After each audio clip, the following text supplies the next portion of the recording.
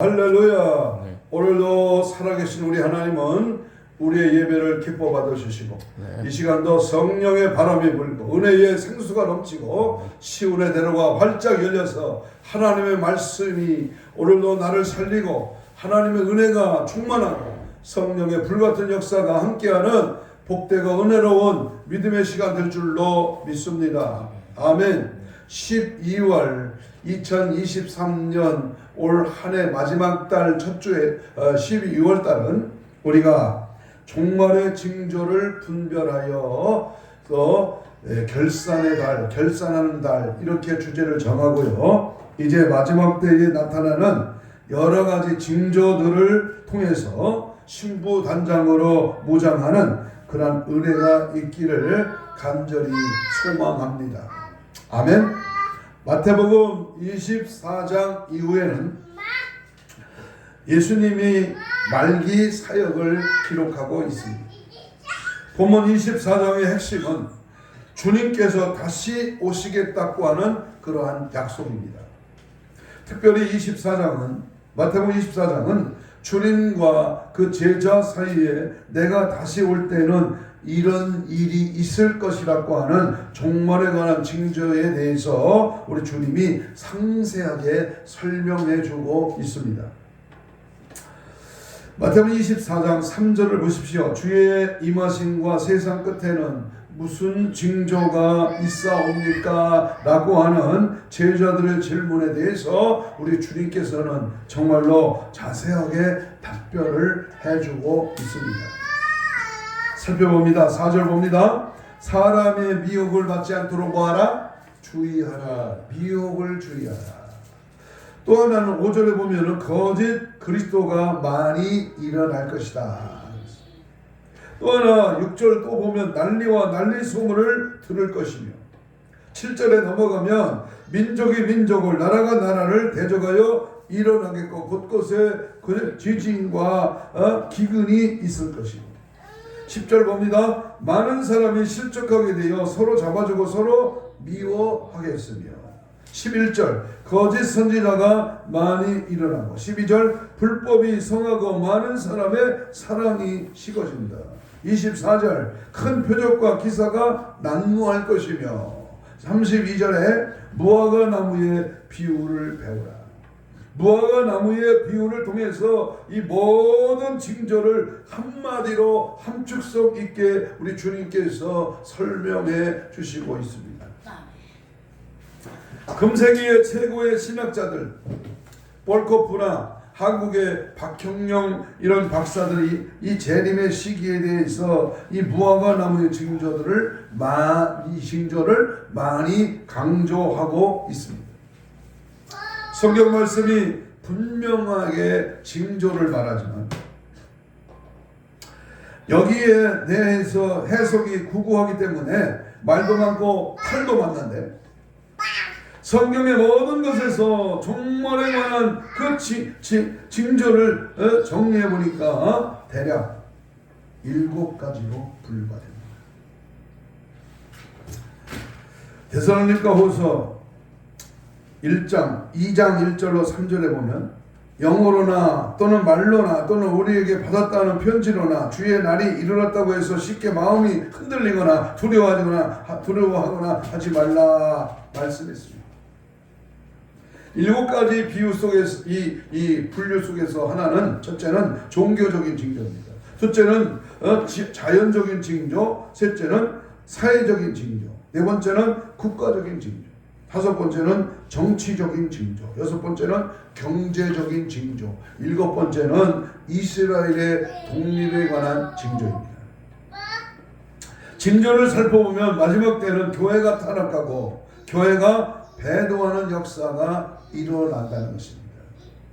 지금 우리가 살고 있는 이 시대의 현실을 잘 눈여겨볼 때에 정말로 재림의 때가 종말의 때가 가까웠음을 여러 가지 징조를 통해서 우리는 알 수가 있습니다.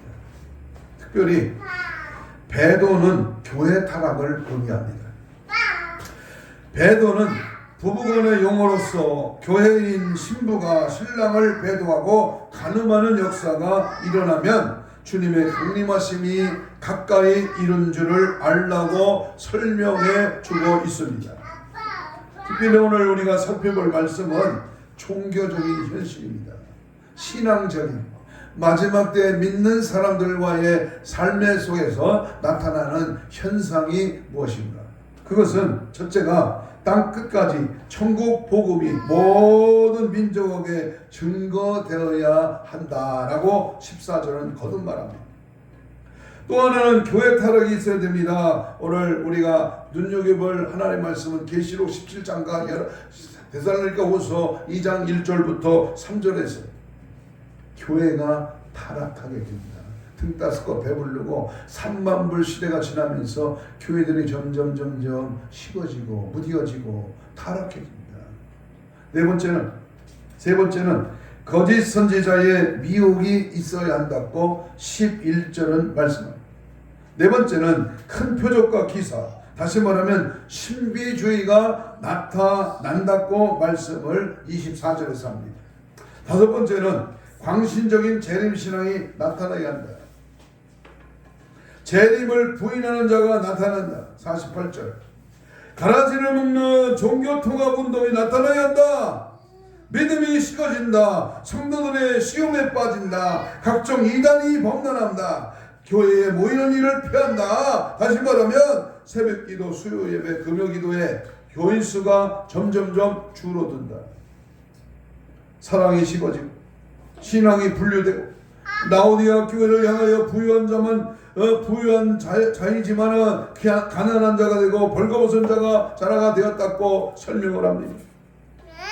마지막으로 전부 기름을 준비한 자나 준비하지 못한 자나 다 졸며 잔다.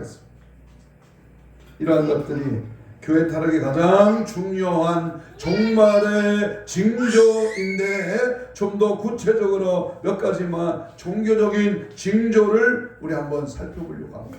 따라서 합시다. 종말과 징조. 마지막 때입니다. 그 나타나는 징조가 여러 가지가 있지만은 종교적인 신앙적인 우리에게 다가오는 이 현상을 발견하면서 우리 몇 가지 우리의 은혜의 말씀을 우리 가슴판에 새기려고 합니다. 첫째는 전 세계에 복음이 전파되어야 합니다. 14절 읽겠습니다. 마태복음 24장 14절 시작.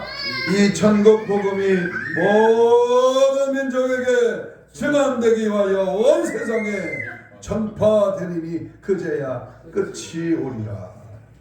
현재 기독교인 수가 10억이 조금 넘는다고 합니다. 전 세계에 75억이나 80억이라는 인구가 복음을 받아들이려면은 아직 멀었다고 어떤 분은 말을 합니다. 다시 말해서 20-30년 안에 주님이 오시지 아니한다고 하는 것입니다. 우리는 언제 오실지 모르지만은 그러나 언제 오신다고 해도 잘못이고 또 오시지 않는다고 해도 성경적으로 잘못된 것입니다. 제가 깨달은 바에 의하면 지금 기독교는 전 세계에 증거되었다고 하는 사실입니다. 그리고 쪽복음이라도 들어간 경우가 98%가 들어갔다고 합니다. 지금 기독교 전 세계의 책에 보면 세계 선교사 책에 보면 지금 전 세계의 지역이 90%가 신구약 성경이 들어가고 있다고 합니다. 신약만이라도 들어간 경우가 95% 복음이 들어가 있습니다. 지금 단지 2%만이 복음이 들어가지 아니했다고 이렇게 기독교 세계 선교사 책에 밝히고 있습니다. 모든 국가들이 전체적으로 복음을 받아들일 것이라는 기대를 정당화하지 않고 다만 국가들 중에서 신자들을 발견하게 될 것이다 라는 견해를 전 세계 인구가 예수를 믿는 것이 아니라 어느 국가마다 신자를 발견하게 될 것이다. 그러면 복음이 땅끝까지 증거되는 것이라고 어느 학자는 보았습니다. 한번 생각해 보시기 바랍니다. 중국도 북한도 지하교인이 있습니다. 소련도 유럽도 아프리카 아메리카 할 것 없이 전 세계 어느 국가에서든지 예수 믿는 자를 우리는 찾아볼 수 있게 됩니다. 지금 기독교인이 기독교인이 없는 국가도 과거에는 들어갔던 것입니다. 북한도 이미 복음을 받았고 중국도 이미 복음을 받았습니다. 그런 의미로 볼 때에 우리는 이 복음이 전 세계에 복음이 증거된 그러한 시대에 살고 있습니다. 온 세계에 이 복음이 증거되면 그제야 끝이 오리라.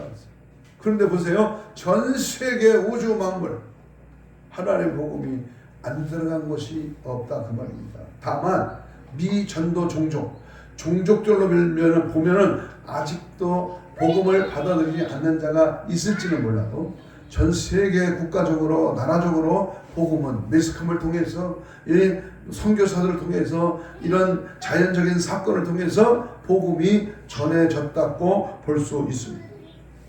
그렇다면 우리는 명심해야 할 것은 우리는 지금 초대교회에서 살고 있지 아니합니다. 로마 교회가 유럽을 전파하는 그 시대에 우리는 살고 있지 않습니다. 미주 대륙만 복음이 전파되는 시대에 살고 있지 아니합니다. 우리는 전 세계에 복음이 끝까지 전파되는 시대에 살고 있다는 것을 명심해야 됩니다. 어느 단체는 백투더 이스라엘을 가지고 복음이 다시 이스라엘로 들어가야 된다, 들어가고 있다. 그 땅에도 복음이 지금 많은 사람이 예수를 믿고 있다고 해서 마지막 때를 알리고 있습니다. 여러분, 주님이 다시 오신다고 하는 그 징조의 현상 두 번째는요, 이스라엘 백성들이 회심을 해야 합니다. 마태복음 10장 23절에 보면 이 동네에서 너희를 박해하거든 저 동네로 피하라. 내가 진실로 너희에게 이르노니 이스라엘의 모든 동네를 다 다니지 못하였어 인자가 오리라 그랬습니다. 영안이 어두워 예수를 죽였던 이스라엘 백성이 예수를 영접하는 회개의 역사가 일어나면 그때는 주님이 재림하시겠다고 하는 말씀입니다. 이 말씀은 통순 성경의 이것은 한란 재림의 때이리요 마지막 종말의 때이라고 분명히 언급하고 있습니다. 복음이 이스라엘에 전파되었습니다. 그 다음에 로마로 건너갔고 로마에서 프랑스, 독일, 파란, 영국, 덴마크, 스웨덴, 노르웨이, 불가리아, 러시아, 서부 유럽, 동부 유럽, 아메리카, 아시아, 그리고 이제는 다시 이 복음이 이스라엘로 들어가고 있음을 우리는 보아야 합니다. 여기서 이스라엘에 회개하면, 다시 말하면 이 동네에서 저 동네로 복음이 증거되면 그때야 다시 인자가 오리라는 말씀인 겁니다. 아멘. 이스라엘 민족이 1948년 독립을 한 뒤에 그들은 철저하게 기독교를 핍박했습니다. 그리고 그들은 다시 이민 정책을 썼는데 유대인들은 돌아오도록 했지만 이 기독교인들은 돌아오지 못하게 했습니다. 왜냐하면 그들은 우상 숭배자로 여겼기 때문입니다. 그러나 미국의 카터 대통령 때에 이스라엘 많은 선교사들을 정치적인 목적과 바꾸면서 받아들임으로 이스라엘에 기독교가 들어가게 되었는데 바로 그때에 유대인들은 우상 종교를 전파하는 선교사라고는 미명하에 폭탄을 투여하면서까지 하는 엄청난 핍박이 있었습니다. 이러한 핍박 속에서도 낮에는 선교를 했고 밤이 되면 이 동네에서 저 동네로 도망다니며 선교의 생활을 했던 것입니다. 그렇게 복음을 전파한 결과 각종 통계를 보면 1978년 2월 10일자 조선일보의 발표에 의하면 12만 7,800명의 가톨릭 및 정교회와 함께 기독교 신자가 있다고 합니다. 또 얼마 전에 신문을 보니까 4만 명에서 8만 명에 이르는 기독교 신자가 이스라엘에 있다고 보도를 하고 있습니다. 이렇게 이스라엘의 기적 같은 회개 역사가 일어나고 있는 것을 볼 때에 앞으로 더 많은 회개의 역사가 일어나리라고 보게 됩니다. 아멘. 그러나 여기에 우리가 기억해야 할 것은 전 이스라엘 백성들이 그리스도 앞에 돌아오지 아니한다고 하는 사실입니다. 이 동네에서 저 동네로 다 다니지 아니할 때에, 다시 말하면 이스라엘 백성들이 전부 회개하지 아니할 때에, 그때에 우리 주님이 오리라. 아무리 보아도 우리는 깨어날 때가 벌써 지났다는 것입니다. 하나님은 성경 66권 안에서 우리 주님 다시 오실 때에 여러 각도로 우리에게 보여주고 있습니다. 복음의 역사는 한 개인의 역사가 아니며 하나님의 절대 주권적인 계획의 역사요, 우리 주님이 다시 오신다고 하는 분별을 알리는 마지막 만물의 역사라는 것을 우리는 성경을 통해서 확실하게 보게 되는 것입니다. 아멘. 세 번째, 종교적인 우리 마지막 때의 징조에 대한 현상을 보면 이스라엘이 독립했다고 하는 사실입니다. 이스라엘은 구약교회를 의미하며 율법주의자들을 의미합니다. 에스겔 37장 21절에 보면 다시 독립해서 그들이 고토로 돌아올 것을 분명히 예언하고 있습니다. 에스겔 37장은 마른 뼈들의 역사를 통하여 분명히 예언되었습니다. 마태복음 24장 오늘 본문 32절에 보면 무화과 나무의 비유가 바로 그것입니다. 24장 32절 보겠습니다. 성경 펴놓은 성경 32절입니다. 시작. 무화과나무의 비유를 배우라. 그 가지가 연해지고 잎사귀를 내면 여름이 가까운 줄 알라. 이와 같이 너희도 이 모든 일을 보고도 인자가 가까이 곧 문 앞에 이른 줄을 알라. 내가 진실을 너에게 말하노니 이 세대가 지나가기 전에 이 일이 다 일어나리라. 천지는 없어지언정 내 말은 없어지지 아니하리라. 무화과나무의 비유는 주님께서 저주하신 무화과나무는 열매 맺지 못한다는 유대 민족을 나타내는 것처럼 이 무화과나무도 유대 민족의 회복을 나타낸다라고 하며 본문을 재림의 징조로 보았습니다.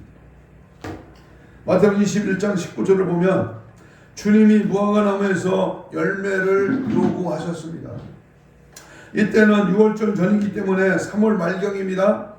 무화과나무는 9월달에 열매를 맺습니다. 열매가 없는 줄 알면서 주님이 열매를 요구하셨다고 하는 것은 열매의 목적이 있는 것이 아니라 영적 비유를 우리에게 보여주고 있는 것입니다. 다시 말하면 이스라엘 백성들이 AD 70년 로마 장군 디도에 의하여 완전히 멸망받았던 사건인 것입니다.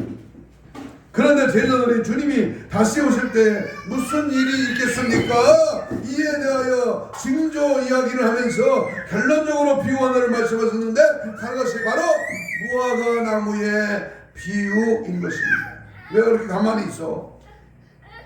무화과나무가 다시 싹이 나면, 다시 말하면 멸망받은 이스라엘 백성이 다시 독립을 하게 되면 그때 내가 문 밖에 가까이 온 곳 이런 줄을 알라. 아멘. 이 세대에 이루어지리라. 천지는 없어지리냐. 이 말은 없어지지 아니하리라. 아멘. 얼마나 중요한 말씀입니까? 아멘. 놀랍게도 1948년 5월 14일 2000년 동안 잃었던 그 땅을 되찾아 이스라엘이 독립을 하였습니다. 세계 역사상 있을 수 없는 기적의 사건이 일어난 것입니다. 놀라운 하나님의 절대 전지전능이 아니면 실현될 수 없는 사건인 것입니다. 바로 여기서 주님께서는 무화과나무의 비유를 배우라고 하였습니다. 배우라는 말은 공부하라, 너희가 깨어 알아라 그런 말입니다. 무화과나무를 보고 배우라, 깨달아라. 이스라엘이 1948년 독립되어지 않았느냐? 이 독립사건을 눈으로 보라는 겁니다. 네 번째는 우리나라가 36년 동안 일본의 핍박을 받았을 때 우리는 모두 없어질 뻔했습니다. 이스라엘 민족이 2000년 동안 전 세계에 흩어져 도저히 회복될 수 없는 상태임에도 이스라엘이 다시 그 땅이 독립되었다는 것을 우리 인간의 지혜나 의지로 도무지 이루어질 수 없는 그러한 사건이었습니다. 이것은 하나님의 역사적인 사건이요 마지막 때에 이스라엘 백성들에게도 회개의 기회를 주신다는 재림의 징조를 우리에게 보여주기 위한 그러한 하나님의 역사하심이라는 것을 우리는 분명히 깨달아야 합니다. 우리는 이러한 하나님을 믿는 것입니다. 이러한 약속을 믿는 것이며 이러한 주님을 우리는 기다리고 있는 것입니다. 약속대로 이루신 분, 기다리면 반드시 오신다는 그분. 그러므로 우리는 종말의 현상을 분명히 잘 숙지해야 합니다. 네 번째는 마지막 종말의 종교적인 그런 징조의 현상을 보면 배교의 현상이 일어난다. 대배교의 사건이 있다. 데살로니가 후서 2장 3절에 보면 먼저 배교하는 일이 있었고 구약의 종말은 언제였습니까? 구약 예루살렘의 교회가 타락을 해서 메시아를 배도하고 결국 예수님을 십자가에 못 박혀 죽였습니다. 구약 역사에서 가장 타락한 시기에 예수님이 오신 것인데 그때가 구약의 종말을 고하는 것입니다. 신약도 마찬가지입니다. 배도하는 일은 우리의 믿음이 조금 떨어지는 상태를 말하는 것이 아니라 예수 외에 구원을 외치며 그리스도에 적대할 때입니다. 모든 것을 파괴하는 이런 암흑의 시대가 오면 그 다음에 내가 오는 줄을 알라. 여러분, 이스라엘이 독립 이후에 세계교회가 갑자기 타락하고 있는 상태를 보아야 돼요. 교회가 타락합니다.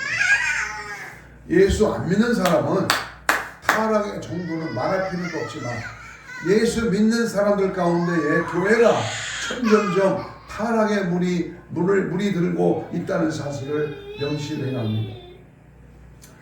구체적으로 타락의 상태를 보면 정통신앙을 완전히 변질시키고 있다는 겁니다. 웨밀턴의 종말의 징조라는 책을 보면 미국의 어떤 대학교에서 정통신앙을 조사하기 위하여 미국에 있는 대표적인 교단에 목사님 10,000명을 상대로 질의서를 보냈습니다. 좀 도와주세요. 당신은 성경이 성령의 감동으로 쓰여진 하나님의 말씀이라고 믿습니까? 7,442명이 답신이 왔습니다. 감리교 목사님은 82%, 장려교 목사님은 81%, 성결교 목사님은 89%, 침례교회 57%, 루터란 교회 목사님은 57%. 나는 하나님의 감동으로 된 것을 믿지 아니한다고 한 것입니다. 영적인 눈으로 이 사실을 심각하게 보아야 합니다. 디모데후서 3장 16절 17절에 보면 모든 성경은 하나님의 감동으로 된 것으로 교훈과 책망과 바르게 함과 의로 교육하기에 유익하니 이는 하나님의 사람으로 온전하게 하며 모든 선한 일을 행하는 능력을 갖추게 하려 함이니 우리는 이 말씀을 믿는 것입니다. 그러나 이 시대에 이토록 무섭게 악한 영의 역사하는 것을 우리는 분명히 알아야 되는 것입니다. 조금 강단에서 저질스러운 말씀이지만 똥인지 된장인지 찍어서 맛을 봐야 하냐 그 말이에요. 응? 돌아가는 판세를 보고 우리의 신앙을 확고히 할 때가 분명히 도달하였다는 것입니다. 또 하나는 성경책을 폐하는 이 타락에 묻히는 성경을 폐하려고 합니다. 리더스 다이제스트 바이블은 지금의 성경은 너무 부피가 많고 또한 믿을 수 없는 이적 기사가 많다고 성경에서 40%를 삭제하고 60%까지 가지고 리더스 다이제스트 바이블은 1982년 10월 달에 출판을 했습니다. 남녀 평등의 성경이라는 것도 있습니다. 성경은 남녀 평등 사상이 무너졌다. 그래서 하늘에 계신 우리 아버지를 하늘에 계신 우리 어머니로 바꾸자 이렇게 전부 여성으로 바꿔버렸습니다. 이러한 시대에 우리는 살고 있습니다. 바이든 대통령 취임식 때에 축도하신 목사님이요. 에이맨 그러지 않고 에이우맨 그랬어요. 말도 안 되는 말로 저들은 여성을 강조했다. 타락의 상태는요. 각종 교리를 무너뜨립니다.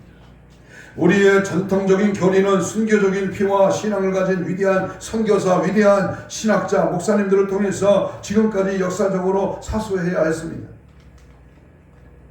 그런데 이것들을 지금 마구 무너뜨리려고 하고 있습니다. 이것은 장차 큰 세력이요 큰 집단인 것을 우리는 알아야 됩니다. 뭘 무너뜨렸습니까 하면 구원을 무너뜨렸습니다. 구원론은 예수 그리스도 외에는 천하 인간의 구원받을 만한 이름을 주신 적이 없다는 것입니다. 그러나 이제는 예수 말고도 구원이 있다고 합니다. 예수는 구원에 이른 하나의 길이라고 배도하는 세력들을 말합니다. 또 하나 뭘 무너뜨렸습니까? 그것은 교회론을 무너뜨렸습니다. 교회 밖에도 구원이 있을 수 없습니다. 몸된 교회 안에서만 말씀의 역사와 성령의 역사와 구원의 역사가 있지 교회 밖에 있을 수가 없습니다. 그러나 이 시대에 배도의 세력들은 불교나 유교나 모든 종교도 구원이 있다고 말합니다. 썩어빠진 사상, 이 썩어빠진 교리를 주장하는 저 멍청이 같은 지옥갈 백성들은 예수 외에도 구원이 있다고 저들은 파렴치한 말들을 입에 대고 있습니다. 기독론을 무너뜨립니다. 예수님은 참 하나님이요 참 사람입니다. 그런데 예수님은 한 인간으로 전락시켜 버립니다. 그래서 5년 전에 신학자들이 투표로서 주기도문 예수님의 기도가 아니라고 결정해 버렸습니다. 인재론을 무너뜨렸습니다. 91년 미국 어느 노예가 부부간에 다른 사람과 성적 관계를 가져도 죄가 되지 않게 해달라는 건의를 총회한 일이 있습니다. 캐나다에서 동성 연애자들을 목사 안수를 주자고 이미 총회가 결의해버렸습니다. 이 시대가 얼마나 타락했습니까? 구약 성경에는 남자와 남자, 여자와 여자 그 모든 동성애를 때려 죽이라고 명령했는데 그 성경은 제외하고 무슨 엉뚜당뚱한 인간의 쾌락을 위하여 지어낸 동성애의 주창자들이 있다는 사실 우리는 경악하지 아니할 수가 없습니다. 여러분 우리는 이 시대를 잘 보아야 됩니다. 1991년 3월 17일 기독교 연합신문에서 발표한 것을 보니까 우리 한국의 타종교와 공존하자 다른 종교와 하나 되지는 앙케이트를 조사했는데 가톨릭 신부들이 85.7% 다른 종교와 공존하자고 나왔습니다. 그 다음에 한국의 목사님들 30.5%가 다른 종교와 공존하자고 통계가 나왔습니다. 계시록 17장, 18장 이미 예언되어 있습니다. 계시록 18장 2절에 보니까 귀신의 처소와 각종 더러운 영이 모이는 것과 각종 더럽고 가증한 새들이 모이는 것이 되었도다라고 말씀하고 있습니다. 오직 예수 외에는 구원이 없는 것이며 교회를 통해서만 복음이 증거되고 있는 것입니다. 그러므로 우리의 선배 신학자, 목회자, 순교자들이 피를 흘리고 그들이 도망다니면서 구독과 광야 생활을 통해서 지켰던 이 진리를 우리는 끝까지 사수해야 됩니다. 진리 안에서만 구원이 있는 것이고 복음의 역사가 있으며 천국을 알게 되고 다시 오실 주님을 소망 삼게 되고 영원한 나라를 상속받는다는 것을 우리는 깊이 인식해야 됩니다. 오직 예수밖에는 오직 예수 외에는 전혀 구원받을 길이 없다. 인간의 어떤 사상이나 어떤 교주의 그 파렴치 않은 그런 계시의 비밀을 우리 눈여겨보면서 말씀이 아니고 예수가 아니면 절대로 그것은 거짓 사탄의 역사라는 사실을 우리는 분명히 알아야 됩니다. 저는 비통한 마음으로 설교를 합니다. 이 시대에 예수 안에서만 구원이 있다는 말을 왜 우리는 강단에서 외쳐야 합니까? 너무나 당연한 이야기가 무너져가고 있기 때문입니다. 어린아이에게 너 아침밥 먹어라 말하지 아니하여도 우리 아이는 밥을 먹습니다. 말할 필요가 없는 격입니다. 그러나 이 아이가 식사할 때 식사를 하지 않으면 우리는 부모 입장에서 밥 먹는 것을 강조하고 가르치고 또 야단도 쳐야 할 것이 가장 중요한 문제들을 소홀히 하고 있기 때문입니다. 저는 여러분 염려하지 않았던 문제들이 너무나 당연한 문제들이 우리들 앞에 무너져가고 있으며 거대한 세력을 형성하고 있습니다. 반면에 나만 그렇지 않으면 된다라는 광만적인 자세들이 팽배합니다. 이때 이러한 사탄의 세력과 우리는 목숨을 걸고 순교적인 각오로 대항하는 많은 교회들이 일어나야 되는 것입니다. 통일교나 전도관이 무너지는 것은 무서운 것이 아니라 교회 안에 자리 잡고 있는 배도하는 세력들이 더 큰 문제인 것입니다. 저에게 많은 핍박이 있지만 주님 때문에 당하는 고통이 아무리 큰지라도 이것만은 주님이 기뻐하시는 일이라는 것을 확신하기 때문에 순교적인 각오로 하나님 말씀을 전합니다. 이 시대에 얼마나 배도하는 역사가 많은지 말로 할 수 없을 정도로 입에 담기조차 부끄러울 정도로 많은 배도의 세력들이 도처에서 일어나고 있습니다. 종교적인 재림의 현상 다섯 번째입니다. 성도들의 믿음이 뚝뚝 떨어져 가고 있다는 사실입니다. 누가복음 18장 8절에 보면 인자가 올 때에 세상에서 뭘 보겠느냐? 믿음을 보겠느냐. 주님이 다시 올 때는 믿음이 떨어진다는 것입니다. 본문을 믿는 자가 없는 것이 아니라 믿는 자는 많이 있지만 그들 중에서 참 믿음을 찾아보기가 어렵다라고 하는 말입니다. 우리는 이 시간 주님 앞에서 믿음을 인정받지 못하고 있다는 사실을 깨달았을 때에 우리는 정말 통탄해하지 아니할 수가 없는 것입니다. 여기서 우리는 두 가지로 생각합니다. 첫째는 배도하는 세력은 회개 역사가 없습니다. 아니 교회 안에 회개 역사, 회개라는 말, 자신이 죄를 하나님 앞에 내놓고 비통한 가슴을 찢으며 애통하며 하나님 앞에 울부짖는 회개 역사가 없다면 그것은 교회가 아니에요. 빈급 쭉정이와 같은 것이죠. 이들은 분명히 마지막 때 적그리스도와 연결되어 있는 것이요 이스라엘 백성이 주님을 십자가에 못 박듯이 마지막 때도 죄인을 부정하는 세력으로서 이들은 마지막 때에도 돌아서지 아니할 것이라는 것입니다.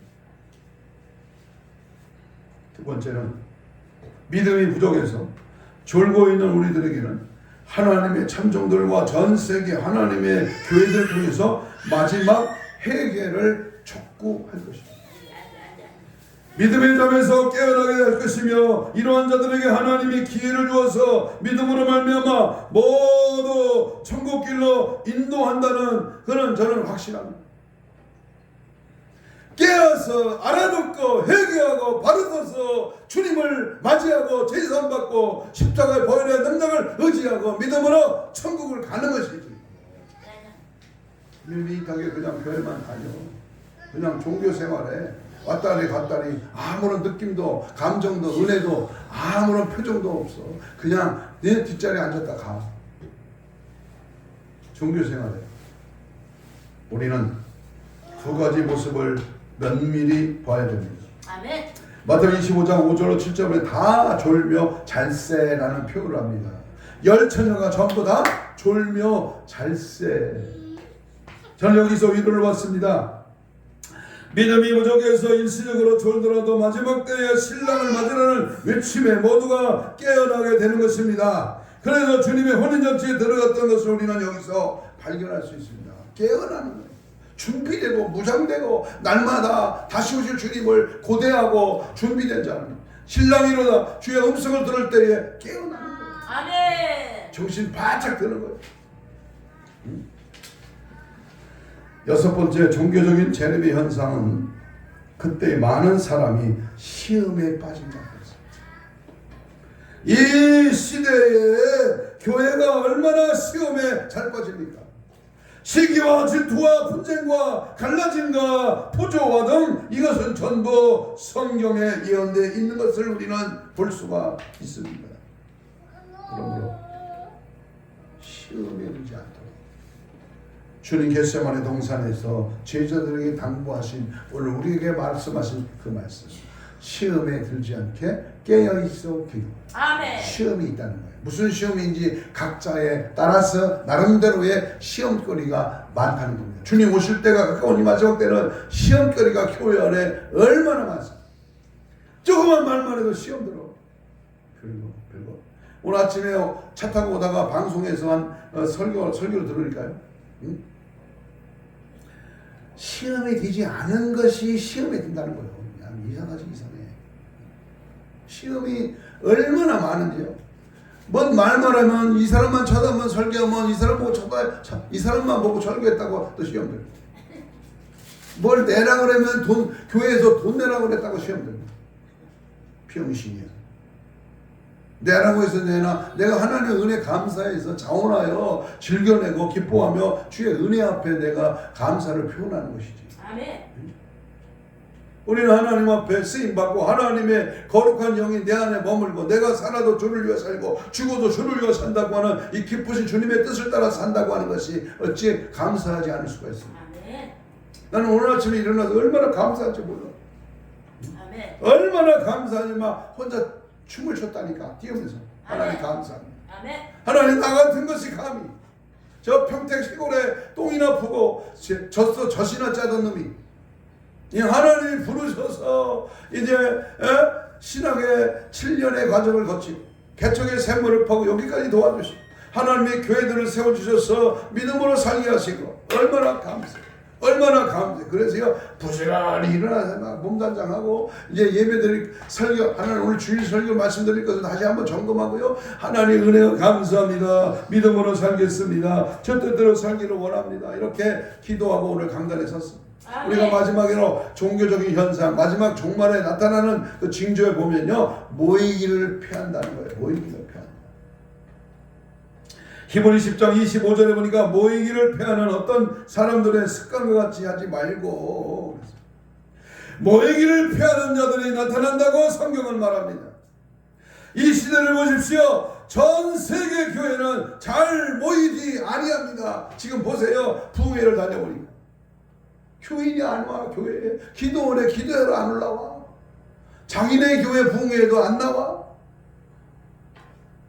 목사님들 몇 명만 오고요. 부흥사 단체들, 강사들만 몇 명이 와. 유럽의 교회들이 텅텅 비어가고 있습니다. 영국의 웨슬레가 부흥운동을 일으켜 뜨거웠던 교회가 잠자고 있습니다. 웨슬레가 기념했던 그 교회도 할머니, 할아버지가 몇십 명만 모이고 있다고 합니다. 그렇게 뜨거웠던 칼빈의 제네바 교회도 기념관이 되어버렸고 성도들이 모이지 않아 문을 닫아버렸습니다. 1984년인가요? 저 대동강변에 배를 타고 들어온 우리 선교사 27살 된 그 선교사가 영국의 어느 시골교회에서 파송된 선교사입니다. 그 시골교회 가보니까요 그 교회도 역시 문을 닫아버렸다는 겁니다. 그래서 어떤 한국 목사님이 가서 그 교회를 새로 복원하고 거기서 목회를 한다는 말도 들어봤습니다. 여러분, 우리 주위의 교회들이요 몇십 명만 모이는 교회도 전락했습니다. 많이 모여야 20-30명. 새벽기도 금요기도가 사라졌습니다. 미국의 교회는 수요 예배로 드리지 않는 교회가 많습니다. 주일날 11시 예배 한 번으로 끝난 교회가 많습니다. 이 시대 교회는 모이기를 피하지만 초대교회는 날마다 성전에 모여 기도했다. 하루에 3번씩 5번씩. 모이는 것은 신앙과 비례하는 겁니다. 모여야 합니다. 모여서 기도해야 됩니다. 예배해야 됩니다. 예배가 살아야 됩니다. 이것이 마지막 때로 준비하는 우리들의 신앙의 현실입니다. 결론을 맺습니다. 우리는 말세의 징조를 통해서 내 자신의 문제를 한번 냉정하게 돌이켜 봐야 합니다. 요한계시록 22장 11절에 보면 불의한 자는 그대로 불의를 행하고 더러운 자는 그대로 더럽고 어려운 자는 그대로 의를 행하고 거룩한 자는 그대로 거룩하게 행하리라 그랬습니다. 마지막 때는 두 종류로 나누어지는데 이것이 우리에게 위로가 됩니다. 알곡과 쭉정이를 분류하는 시기요, 좋은 고기와 나쁜 고기를 분류하는 시기요, 데려감을 당하는 자와 버려둠을 당하는 자로 분류하는 시기임을 우리는 발견하게 됩니다. 지금까지 살펴본 타락의 현상은 비극이 아니라 주님이 오시겠다고 하는 하나의 징조의 모형이며 말세의 모형이요 또한 거룩한 자를 뽑겠다는 하나님의 섭리요 역사라는 것을 우리는 분명히 깨닫게 됩니다. 태풍같이 몰아치는 악한 영의 역사가 세계 교회를 삼키려고 하고 있습니다. 그게 뭐예요? 그게 일루미나티, 프리메이슨, 이를 등에 없는 WCC, 여기에 조종당하는 공산주의 사회주의입니다. 우리는 눈을 똑똑히 대한민국의 복음화를 방해하는 이 악한 사단의 무리를 단호하게 척결해야 합니다. 다시 말하면 한국교회를 향한, 한국교회는 소망이 있으며 가장 뜨거운 교회이며 위대한 주의 종들이 있습니다. 그러나 중병을 앓고 있으면서도 우리는 생각을 분명히 해야 합니다.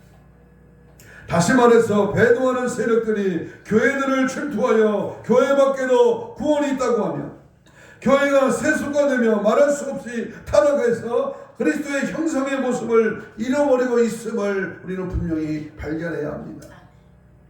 뿌리가 깊지 않은 나무는 태풍이 몰아칠 때에 쓰러지듯이 신앙의 뿌리가 깊지 않으면 환난과 핍박 속에 그만 쓰러지고 맙니다. 그러므로 우리는 오직 예수만 붙들고 진리 안에 거하며 믿음으로 승리하는 그런 성도들이 되시기를 주님의 이름으로 축복합니다. 아멘. 12 제자가 지켰고 순교자들이 지켰고 위대한 신학자들이 지켰던 위대한 신앙과 교리와 성경의 해석을 끝까지 지키며 그 안에서 구원의 승리자가 되시기를 주님의 이름으로 다시 한번 축복합니다. 아멘. 깨어있으라. 아멘. 깨어있으라. 아멘. 주님 오실 날이 가까웠다. 이 무명의 이 불쌍한 종이 다시 한번 강조합니다. 때가 임박했습니다. 재앙이 이르러 재고다. 에스겔 7장 15절과 10절. 임박하도다 재앙의 날이 왔도다. 주님 말씀 앞에 우리는 정신을 바짝 차립니다. 그죠? 그냥 대충 맡겨진 사명 열심히 하면 되겠지. 아닙니다. 깨워야 됩니다. 살려야 됩니다. 회복되어야 됩니다.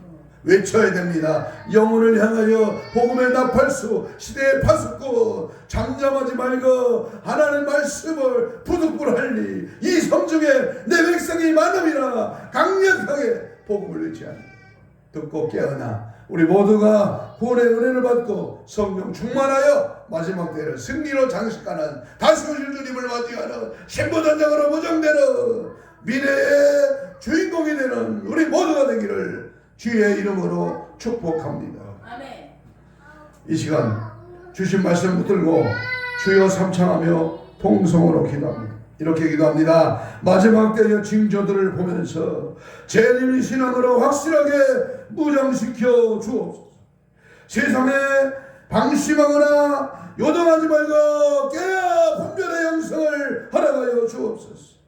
타락한 교회의 현실들을 즉시하면서 항상 깨어 말씀과 기도로 준비되게 하옵소서. 나는 과연 우리 교회는 정말 들림받을 수 있는가? 휴거신앙으로 준비하며 살아가게 하옵소서. 슬기로운 저녁같이 성령의 기름 등불로 충만하게 채워주옵소서. 그날과 그때는 알지 못하지만 언제 오시더라도 주님 맞이할 수 있는 거룩한 신부단장으로 무장되게 하여 주시옵소서. 주여 삼창하며 이 사건 기도합니다. 주여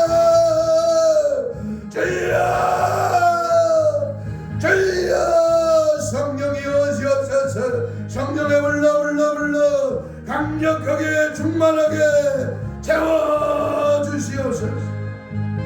원수막인 사단 귀신의 이 종교적인 타락상 앞에 재림의 신앙의 징조 앞에 깨어나라 회개하라 믿음을 지켜라 말씀의 분별력을 가져라 성령 충만하여 주님 오실 날을 기다리고 준비하며 깨어있어 항상 믿음 안에 거하기를 원합니다. 말씀 안에 서기를 원합니다. 원수 마귀 사탄 귀신을 대적하여 물리쳐 배두의 세력을 떠나가라. 함자가 무디지고 아버지여 분감하던 모든 죄악들은 떠나갈지어다. 열심을 품어주는 성님이여 믿음 안에 말씀 안에 거하게 하시고 깨어 분별력으로 말씀하기 들어 성령의 충만함으로 재림의 신앙으로 기구의 신앙으로 준비하며 살아가기를 원합니다. 믿음 안에 말씀 안에 성령 안에 붙들려 주의 뜻을 따라가며 믿음 안에 말씀 안에 성령 안에 서기를 원합니다. 주여 기도역을 강교역을 행역을 모아주시고 마지막 때를 준비하며 살아있는 하나님의 종들로 하나님의 인구들로 하나님의 백성들로 삼아 주시옵소서. 일어나라 빛을 발하라 생명의 능력이 여기 있사오니 주여 열심을 붙고 주를 섬기며 날마다 믿음 안에 가기로 하고 영원사랑 열정 구속의 열정 복음의 능력 예수의 피로 강력하게 충만하게 채워주시오. 은혜의 성령에 사로잡히게 하옵소서. 가슴에 손을 댑니다. 아픈 자는 아픈 부에 손을 얹습니다. 하나님 오늘도 구구절절 주의 말씀을 받아 생명의 능력의 은혜의 성령에 사로잡혀 오늘도 말씀으로 순종하며 믿음으로 치유의 손을 피 묻은 손을 얹었습니다. 이 시간 주의 피 묻은 손으로 안수하여 주옵시고 사지백체 오정육부 혼적인 육적인 더러운 질병의 세력을 예수 채찍이 맞음으로 남을 입었다오니 주께서 깨끗한 마늘 지어다. 힘줄 근육 세포 조직 마디 연골 피부 근육은 정상으로 회복될 지어다. 모든 질병의 세력아 내가 예수 이름으로 명하는 지금 즉시 떠나갈지어다. 깨끗한 마늘 지어다. 오늘도 성령의 부르심을 받아 마지막 종말의 신앙을 가지고 우리가 더욱더 재림의 징조에 따라 오늘도 종교적인 타락의 현상을 발견하면서 믿음으로 살기를 원한다. 이를 방해하는 방해꾼 원수마귀 사탄 귀신아 내가 예수를 명하는 지금 즉시 떠나갈지어다. 떠나갈지어다. 떠나가라 떠나가 떠나가 떠나가 떠나가 떠나갈지어다. 떠나가라 떠나가라 떠나가라 떠나가라 떠나가라 떠나가라